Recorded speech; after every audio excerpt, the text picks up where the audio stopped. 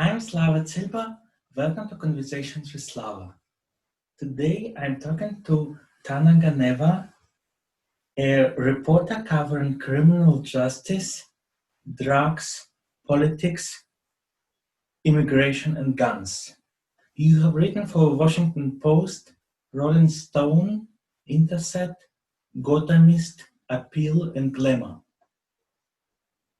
That's about right. Tana, who is your audience? Who are you writing for? You mean politically speaking? Yes, and also demographically activists, politicians. So I mostly come from, I entirely come from a progressive political space in the US, and I like to do what I call advocacy journalism, where it's like you're still objective, you still follow journalistic best practices, but like you don't have to pretend that you think the death penalty is okay, right? So so I do come from a progressive space because I care a lot about criminal justice issues in particular. I sometimes write for Reason.com, which in the US is the leading libertarian publication, which like is a little bit controversial. Like some of my progressive friends are like, what are you doing? They're the libertarians. And I'm like, well, they care about criminal justice and freedom and drug policy. That makes sense. And actually they have since way before a lot of progressive people got there. Anyway, that's a deviation. But as far as demographics, I guess age-wise, I'm not really sure how that would break down. Like, I guess probably not very young because like, I don't know how TikTok works or whatever. So like, I would say millennials and older, like a lot of baby boomers really like my work, the liberal ones.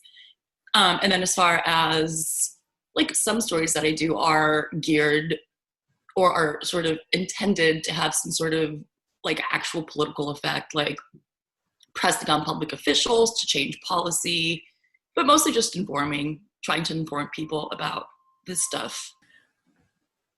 I would like to focus particularly on your coverage of the police and the NYPD.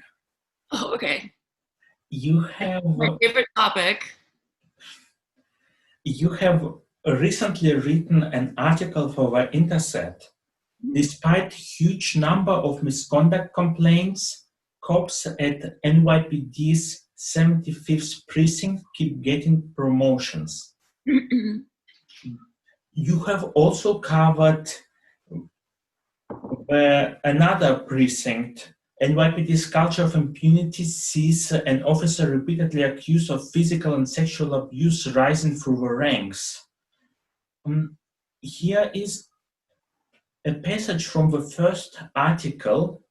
An Intercept analysis cross-referencing CAP start salary data with CCRB complaint shows that this was a widespread pattern at the 75th precinct.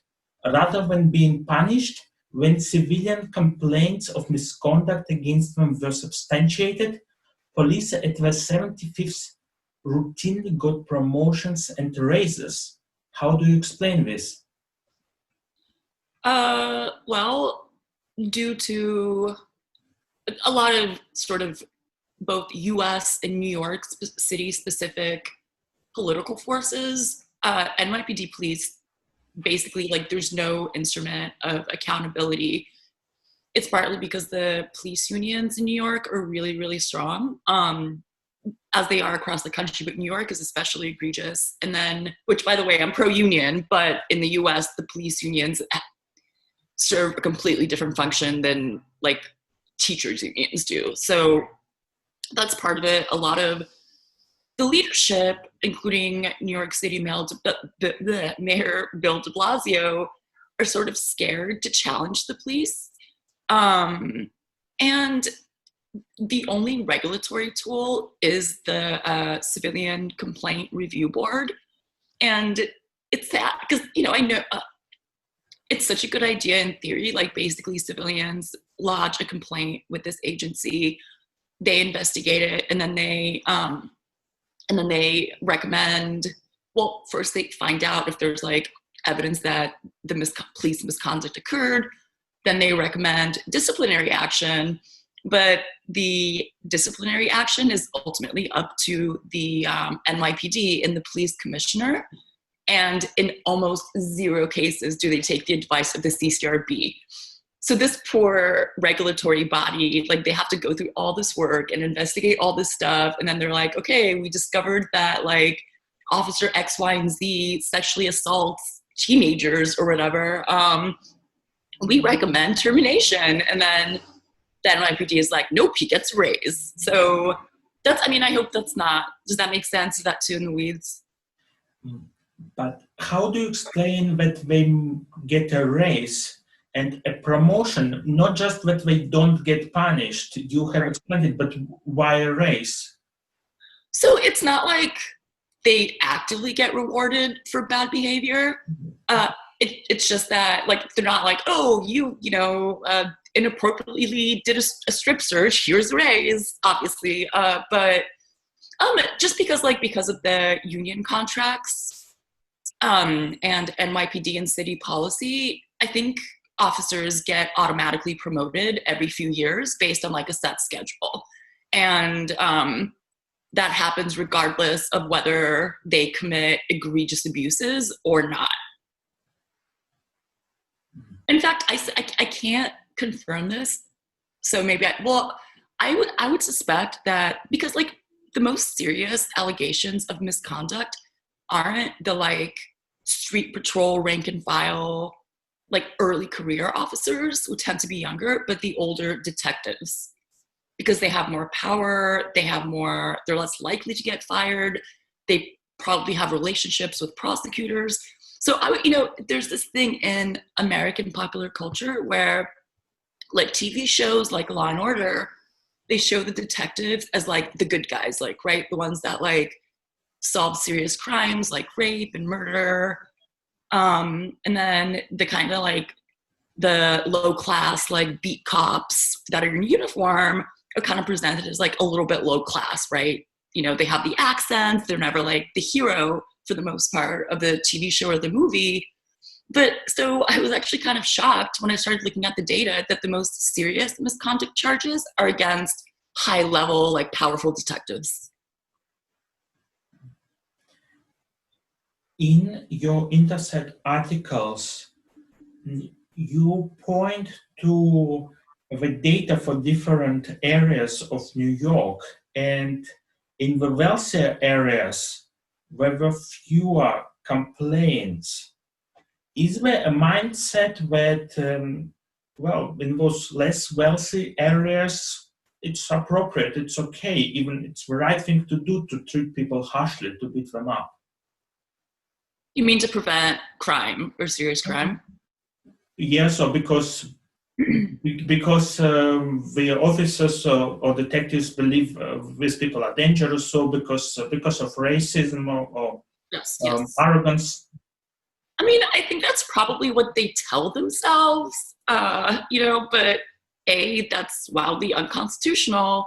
And B, I would say the main issue is that, a lot of times people think that, that like these neighborhoods with like super serious crimes, like there's so many cops there because those cops are busting people for the serious crimes. But what you see a lot of is cops framing people, and not even framing people for serious crimes. Like you see cops like, some kid will like throw a cigarette on the sidewalk and the police will say, well, it was marijuana, and then drag him in or arrest him. He has to like go to multiple court appearances, which is very not ruining, but like very destabilizing. And then usually what you see is that the charges are thrown out because A, the crime didn't happen, B, it wasn't a serious crime. I mean, in New York, you are allowed to have small amounts of marijuana on you. So I'm just gonna say that like yes, due to a million different factors, some parts of the city that tend to be poorer have higher rates of crime than richer parts of the city. But like the primary strategies used by police to allegedly try and prevent those serious crimes involve like a massive amount of either framing people or busting people for completely nonviolent crimes. Like we're talking about like they see somebody standing on the sidewalk and they're like, why are you loitering? And the guy's like, actually, I live here. I'm allowed to stand on the sidewalk. And they like bust his head open, drag him in and say, you know, like, oh, you resisted arrest and stuff like that. So, I mean, if you were like an extremely cynical person, you could say that those tactics are worth it to maintain some kind of like totalitarian control in those areas. So that they, authoritarian probably, control in those areas so that they don't like spin out of control. But in terms of crime, but there's not evidence I've seen that really aggressive policing of low-level crimes decreases violent crime, even though a lot of US police strategy has revolved around that concept, that very unproven concept. And yeah, like it's not like all those cops who have all these complaints against them were like, you know, they roughed up a murderer. Like, no, they roughed up a 16-year-old teenager because they needed to drag somebody in to fill their quota and the kid had a cigarette, and they framed him for pot. I guess, is that, first of all, I don't think they've ever admitted to having quotas. Then at some point when it was like completely obvious that they had quotas, they said they would stop whatever they were doing that could be seen as quotas. I mean, even if there's not like an official quota system that's like public, like police are incentivized to make arrests and pull people in. Like otherwise, what are they doing? You know. And also another huge incentive is for them to make overtime, because overtime money in New York City pays exceedingly well.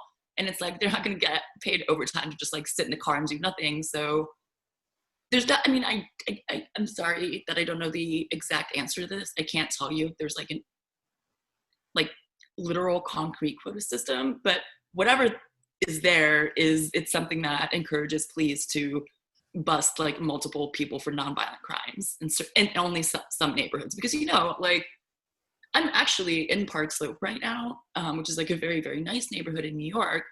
And I can tell you that you see people smoking pot in the park, people like publicly drinking in the park. Cops are not busting those people for public drinking and publicly smoking weed. Like I can guarantee they're not. I would like to address this review process. In the article, you point out in her response to the Intercept, Sergeant Jessica McCrory wrote, last year, an independent outside panel of former prosecutors and judges reviewed the system and found it to be fair and effective. Yeah. What about defense lawyers, prosecutors, judges? What about defense lawyers, activists, community representatives? I mean, yes, you'll find if the U.S. criminal justice system has something in common across the board, like from Omaha to New York City, besides racism and classism, is like everybody always concedes to prosecutors and judges and completely leaves out defense lawyers. It's shocking. It's like everything from federal clemency to how much funding indigent defense lawyers get versus how much prosecutors get paid. Like on every level, people freeze out defense lawyers when it comes to making policy and elevate the perspective of prosecutors. Like that's only very, very slightly beginning to change now, where you have former defense attorneys running for attorney general in some places and like other prosecutorial positions. So for example, Larry Krasner in Philadelphia, Pennsylvania was like the most prominent case of this, where a couple of years ago, you know, he was like very oriented towards criminal justice reform, and he had been a defense lawyer his entire career, and he got voted in. And of course, the second that happened, the police union and the prosecutors were like, Philadelphia is going to become like an apocalyptic, crime-ridden wasteland because Larry Krasner is going to let all the murderers. And like, you know, as far as I know, like crime has not increased in Philadelphia because of Larry Krasner's slightly more progressive policies. How would you reform with oversight boards and the clemency process, something you address in your recent article in the Appeal, for example? Which one is that? I write a lot. As decriminalization drives reforms for marijuana convictions, activists see others serving time left behind. From August. Oh, yeah. Okay, so it's a little bit complicated because the clemency process is different at the federal level versus the state level. Does that make sense? I mean, I forget if it highlights a state case or a federal case. It is about several cases in the South, including a conviction for a free strike law. Oh, yeah, that one. That is depressing. So there's a couple of things going on there. So that's at the state level. Is it? Shoot. No, it's at the state level because I remember realizing that the governor could pardon this guy and just doesn't. At the state, it's interesting because okay, so just to really back up, the federal budget is endless. They could just print more and more and more money, but state budgets are limited. They have to balance at the end of every fiscal year. So actually governors have a lot more incentive to stop throwing away millions of dollars to keep people in prison for no reason. So a lot of criminal justice reform measures have come from the state. At the same time, there have been more institutional ways to release individuals through clemency because of former President Barack Obama's clemency initiative at the end, which started in 2014. And frankly, at the state level, governors just don't have that much incentive to release individuals suffering really egregious, serving really harsh sentences because it's a political liability and doesn't gain them anything politically. Because you're not actually going to solve state's fiscal budget crisis by releasing one guy who got life without parole for stealing a jacket. So does that make sense, or is it a little bit convoluted? There's just different incentives and different disincentives at the federal and state levels that kind of interact to make it actually quite difficult for individuals serving horrible, unfair sentences to get a break. Do you see a way of changing those incentives? That is such a good question. That's a great question. I mean, pressuring governors, for example, at the state level, pressuring governors who present themselves as criminal justice progressives to put their money where their mouth is and take the political risk of releasing people who are not serving fair sentences. So one example of that is the governor of Michigan, Gretchen Whitmer, who was actually on the short list to be Joe Biden's vice president, presidential nominee. And she's really good. She really is. She handled the coronavirus crisis better than a lot of other governors. She's really progressive on a lot of issues, but I've had this case that I've been obsessed with for years that's just been a thorn on my side, where this guy got 40 to 60 years, Michael Thompson, for selling marijuana. And now marijuana is legal in Michigan. And Governor Whitmer has continuously banked off that. She says yes, marijuana markets, we're going to fund all these programs with legal marijuana. And I'm you could have pardoned this guy years ago. And she will, I'm pretty sure she will eventually, because I think the parole board is going to greenlight his pardon, and then, or I'm sorry, his clemency. It's a different thing. And then she'll probably okay it. But it's just annoying to me. It's my pet peeve when Democrats present themselves as these really progressive people on criminal justice, but only do the bare minimum to maintain that image to a general public, and don't take actual political risks, release somebody, give somebody clemency without waiting for the for the parole board to take years to review this case. So I guess the incentives would be to like not just say like, oh wow, gotta always support the Democrats. I personally think you gotta say like, you know what, if you're gonna get elected on a progressive platform where you try to convince younger people especially that you're serious about criminal justice reform, like you're gonna have to make some difficult political choices and not just like give rousing speeches. Yeah. So, but legislatively, I mean, yeah, I don't, otherwise in terms of influencing reform, I mean,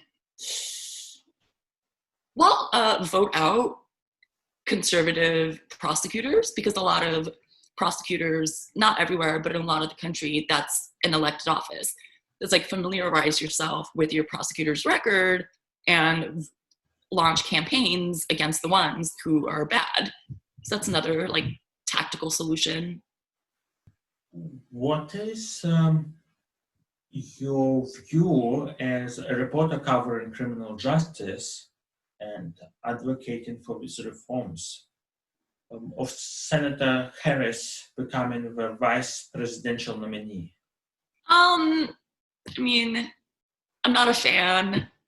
I'm not actually as well versed in the specifics of her career as a prosecutor, but I know that she's like done some fairly, off the top of my head, I can't tell you. I mean, like cracking down on, I think she spearheaded cracking down on like Craigslist and other places accused of promoting sex trafficking, which is a bullshit issue.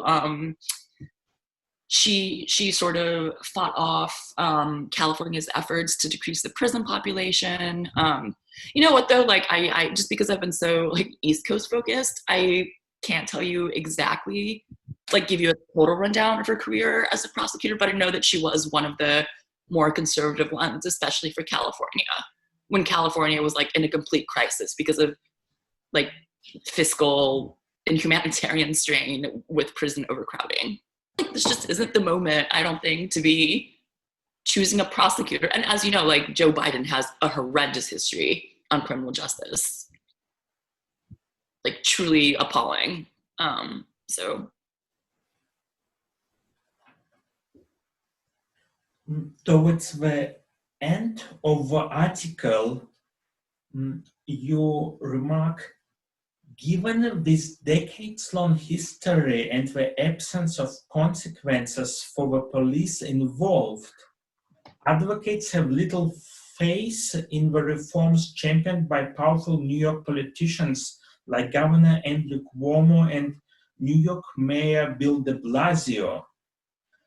What reforms would you introduce?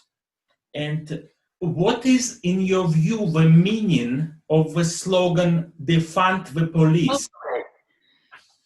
So I don't, I'm definitely not speaking for any people who like thoroughly identify with the defund movement, because different people have different meanings for it. For me, because defund the police has to be a gradual process, because we don't currently have alternative institutions to deal with violent crime, which, like, you know, it happens. Like murder, assault, and rape happen. Like we can't be like, ooh, if only we got rid of the police, everybody would suddenly be an angel that never committed a crime. So I think it's like a years, if not decades long project to conceive of and develop institutions that would be able to address like actual violence in society. But as far as like immediate action, and just to back up, like I would question, or I personally would not use the term reforms, because like what I'm about to propose would not, it's not a reform that would ever happen under the current system. So I do skew closer to using the term defund rather than reform, because like reform basically means nothing. It's like to give you an example, like one of the reforms instituted by De Blasio or Cuomo, I don't know, one of them, was to ban chokeholds. And like A, the police union fought that. B, they like claimed that it would, you know, put everyone in danger. Just, you don't need to choke someone to death to make an arrest, especially if they're handcuffed, right? Like it, so police unions fight even like the most ridiculous, like nothing reforms like that. And then also, frankly, history shows that even when something is like legally shown to be unconstitutional, some members of the NYPD totally ignore that. So to give you an example, stop and frisk was deemed unconstitutional, I believe in 2011. And looking at the database of lawsuits and CCRB complaints, cops just kept doing it way after that, while getting raises and raises and raises. I mean, certainly I don't know of any officer that was fired for not just stopping and frisking someone, but literally conducting like an illegal police or strip search. So like the next thing I'm working on is cases where cops just like basically, like illegally strip searched people with no repercussions. But to back up to your more general question, as far as defund right now, I will say that there are 41% of the NYPD doesn't have a single civilian complaint against them. Okay, that's a big number. You don't really have to get rid of those people, right? Then there's like the breakdown is like 10% have like one complaint. Another semi-small percent have like two, and then 9% of NYPD officers have over 6. And some of those individual officers have like more than 30. So it's like, why did those guys still have a job, right? It's like, obviously they commit more violent crime than they solve. So I would say just like cut them off, like take away their guns, take away their jobs, take away their pensions. That would incentivize the 41% of cops who don't yet have a complaint against them to sure as hell make sure they don't get a complaint against them. So like maybe they don't bash somebody's skull into the cement or like call a woman a stupid whore, which is like other cases I've encountered of like officers using very offensive, racist, and sexist language, like stuff where if I said something like that, I would be like cast out of all professional and polite society. But again, these officers face no repercussions. So that's my idea. Cut off that 9% that has like egregious abuses on their records. And then, I don't know, wait a couple of years and see if like there are fewer CCRB complaints and fewer lawsuits. And you know what? When you talk about defunding the police, like another thing people don't realize is that these so-called bad cops, who are like, that's, 9% is a sizable minority if you're talking about people with guns who are violent. They cost the city so much money. It's insane. It's completely insane. Like in the CapStat database, you can look it up by lawsuit type. And you could just be like, oh, well, this is how much it cost the city because, this group of officers couldn't stop saying the N-word and then got sued, like stuff like that. So when you're talking about like the reallocation of funds, it's like, gee, I wonder how much the city would save if they like got rid of the cops that cost them millions of dollars because they can't stop beating the shit out of people for no reason. What if that money were diverted to to anything? Oh my God, like social services, mental health care, anything. And then also, create a system that recognizes the handful of officers who show promise, who show like character, who show intelligence and potential, and elevate those to be detectives who focused solely on like sexual assault, serious property crime, meaning like somebody robs a bodega guy at gunpoint, which that's a violent crime, and murder or killings, and then have them actually train them in a way where they become like the kind of like glorified detective in TV shows like Law and Order. That's what I think. Like, I do think it's ridiculous to be like, if we immediately get rid of all cops, society will unicorn magically transform into like a utopia where nobody does anything wrong. Like, that's stupid and wrong. But I do think that like what I see as a process of defunding like would have ultimate. And just one more thing to add is that cops spent, I don't know what percent it is, but a large majority of their time pursuing nonviolent crimes, right? The idea that they're like out there solving murders and rapes is like just so egregiously false. Like, it's not even, it's crazy. But do you believe it would work if those officers were fired, considering you just told me how they continued stop and frisk after it was deemed illegal, and where apparently officers who don't care. And yes, because they face no consequences. Like, that's why I would shy away from the term reform, because if like a politician was like, a big time Cuomo or De Blasio were to say like, okay, we're gonna fire this 9% of obviously abusive cops right now, like there would be like, that would start a fucking civil war in New York City. I mean, that, so no politician would actually suggest something like that as a serious policy, which is why I don't think that like just like the idea of reform would be enough. And yeah, I mean, as you point out, oh, sorry, go ahead. Why would no politician suggest that? I mean, do police unions have that much money, or why? Good question about the money. Well, so in New York and other places, like New York is very much sort of like the New York economy is very much fueled by real estate interests, which sort of require the process of gentrification to find other to kind of like create more real estate markets. And it's widely perceived that you need a serious police presence to make sure that everything from like graffiti to muggings and things like that are kept at bay so that wealthier people feel comfortable moving to certain neighborhoods and like jacking up housing prices. So a lot of real estate interests are very self-interested in maintaining a very heavy NYPD presence and opposing even the mildest reforms. The other thing is just like, again, the power of the police union. You know, I don't know if you saw, but for the first time ever, the head of the Police Benevolent Patrolmen's Association, Pat, I forget his name, but he endorsed President Donald Trump, which is insane. Like, that's like, I mean, I guess unions do presidential endorsements, but it's the first time a NYPD union has backed a candidate publicly.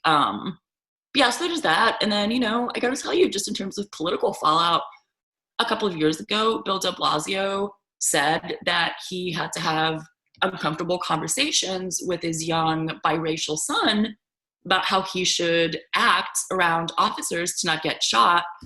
And, you know, he just like said it, you know, it's not, he gave a big rousing speech. It was just like seriously like a throwaway comment. And like at his next public appearance, like the NYPD people there, the officers there, turned their backs on him in like a public show of basically insubordination. And, you know, when he was sort of talking a little bit about reform, they like arrested his daughter and publicly posted like Bill de Blasio's teenage daughter is like, you know, at a protest and we arrested her, which like to me is just sounds like a mafia intimidating someone, frankly.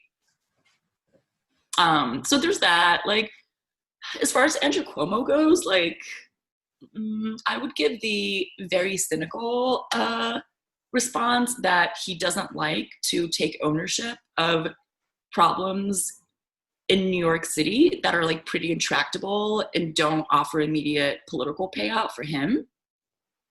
So you know what I mean? Like if Cuomo were suddenly like, I'm going to make it my priority to fix the NYPD with serious cuts and firing bad cops and stuff. It's like, I mean, he has nothing to gain politically and like everything to lose. So I think he's just kind of like, well, that's de Blasio's problem, you know, as far as like more serious efforts to stem police abuse. When Joe Biden was asked about defunding the police, he argued that the police needed more funds to do the job. On first sight, it appears reasonable. How do you assess it? So Joe Biden made those comments in relation to the idea of community policing, which is one of those like alleged reforms that we're going to fix everything by kind of like integrating officers more closely into the community. And I'm sure it's not always a total failure. Like, I'm sure at some point, some cop inspired some kid to like choose the right way and not a life of crime, whatever. But I mean, community policing has not solved any problems actually. And Also, when people, okay, so I mean, I'm sure there would be some federal way to like parse this, but honestly, whenever most departments get money, more federal money, they're not like, oh, we're going to do more community policing. They're like, oh, we're going to buy more tanks and like military equipment. And, you know, honestly, it was just like a cop out by him, because I understand that politically, the optics of the language of defund sounds a lot worse than community policing. It's like community policing sounds really nice. Everyone likes community. Defund the police sounds like, uh-oh, we're gonna fire all cops and it's gonna be anarchy. I mean, those two things could not be farther from the truth, but there is a way that that language, if you're like a person who kind of like follows the news but not that in depth, yeah, so I mean, obviously a mainstream Democrat is going to say more money for community policing versus defund the police. Like it's the least surprising thing in the world. But when you get at the level of policy and like on the ground, I mean, it's kind of a bullshit answer. And by the way, like I fully accept, because it's like the idea of defunding the police jumped from like the fringes to the mainstream political discussion very, very quickly in a way that I think people weren't like ready to conceptualize exactly how to present that concept. And I do think it's like a very big liability that the language of defund or abolish conjures up like the idea that there would just be total anarchy and like spikes in violent crime, which is not what those concepts are about. But that's, I mean, you know, wording is wording. It's like, unfortunately, community policing, even though on the ground means nothing, sounds nicer. So no, it does not surprise me one bit that Joe Biden was like, no, more money to police. Like, obviously, you know, right now he's trying to toe a very, I don't envy him. He's trying to toe a very difficult line between not jettisoning the most progressive parts of the party, because you need those people to not sit out the election, but also like presenting himself as someone that's not going to let the streets descend into anarchy, which is how like Trump's trying to present him. So it's not, I mean, you know, the stupidity of the US two-party system, I guess. Has anything changed after Attorney General Barr's announcement that New York is an anarchist jurisdiction? I actually don't know how that's going to play out. If it's just a threat or if they're like actually going to withhold federal funds. They might. You know, honestly, I don't know what that actually means. Like, I know people were really mad about it, but I'm not sure how it's actually going to play out. Yeah, I don't have a good answer to that. Tana, what have the consequences of your reporting on the NYPD, on immigration, ICE, Clemency been? Oh man, it's so depressing because like change happens so slowly. I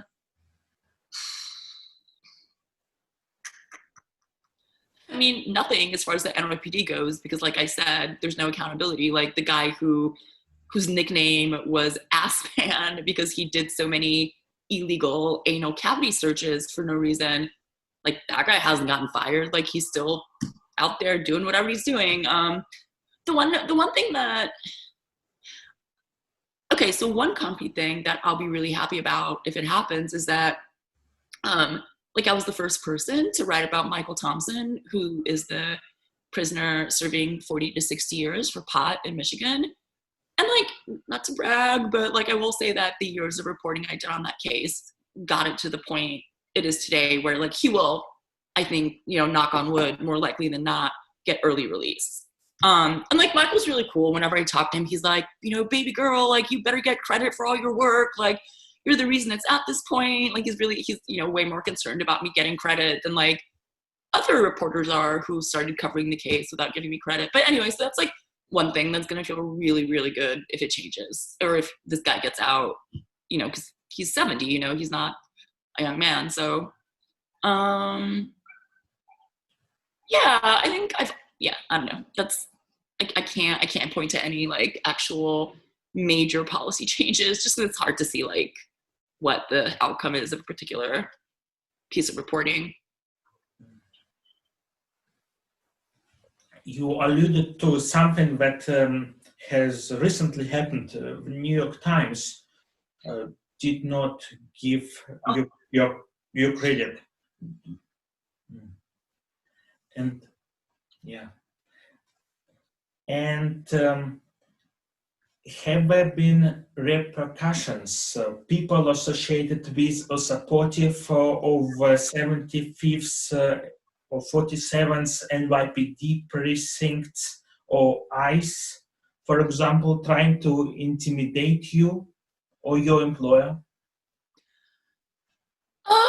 No, it's really funny that you should mention that because I'm from Bulgaria and my parents were there under communism, where the sorry to break it to all the pro-socialists in America, but like those systems were not perfect. So, for example, the police force there was like very oppressive. So whenever I write about the NYPD or any other police, my parents are like, please be careful, like stop writing about the police, they'll get you. And then I, of course, as somebody who grew up in America, just doesn't take that stuff seriously, just because, like, but it's probably maybe should. So I mean, no. I think like ultimately, again, knock on wood, like in cases like this, they try to give it less attention than more attention. Like they hoping whatever impact there is from the report goes away. And it's like, if one of those cops like did something bad to me, like it would bring more attention to it. Yeah. And then other stuff I write about, it's like, I would, if I were worried about anyone, it would be the NYPD, because a lot of those guys are so unhinged. And when I say guys, I do mean guys. Like, I would say that maybe like 5% of complaints are against women. It is mostly like very aggressive, like men who are accused of these violent crimes. Other women do some messed up stuff too. But yeah, as far as other organizations, I mean, again, maybe I'm like spoiled American that doesn't think anything bad happens to Americans, but yeah, I get a little paranoid sometimes, but nothing's happened that I know of. You mentioned the case of Mr. de Blasio, and I have come to understand that ICE can be very ruthless. Mm-mm. You have reported about the conduct in their facilities. Oh, yes, they are ruthless. I think as far as the facilities go, the detention facilities, they just, yeah, I've never been to any, so this is just like from secondhand understanding that they just like, it's just like major neglect accompanied by like abuse of people that have been dehumanized.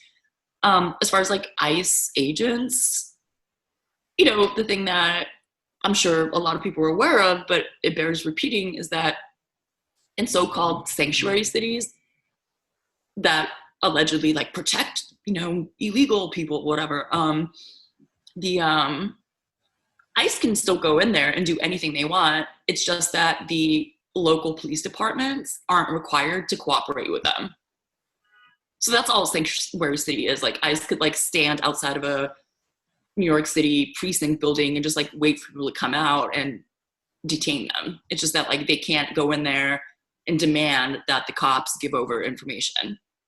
So yeah, that's what I have to say about that. I guess like it's bad. Also, as far as like abolish ICE goes, ICE is not some eternal American institution to keep people safe. It was founded after 9/11. So if it were abolished or dismantled in some way or like drastically reduced, like it's not like we're gonna have terrorists like killing people every day or something. Final question.